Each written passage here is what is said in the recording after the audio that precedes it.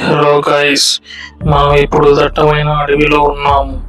మధ్య మధ్యలో అందమైన ప్రదేశాలు, జలపాతాలు కనిపిస్తాయి. కానీ మన ప్రయాణం సాగుతూ ఉంది. ఎందుకు ఈ ప్రయాణం? దేనికోసం?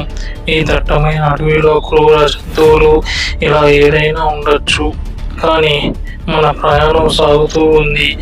మార్గ మధ్యలో లోయలు, గుట్టలు ఉన్నాయి. కానీ కాళ్ళు జారితే అంతే సంగతి.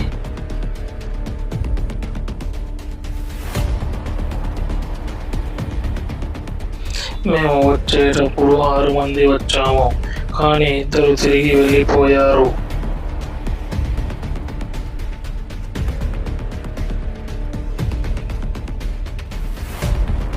కానీ ఇంత రిస్క్ దేనికోసం?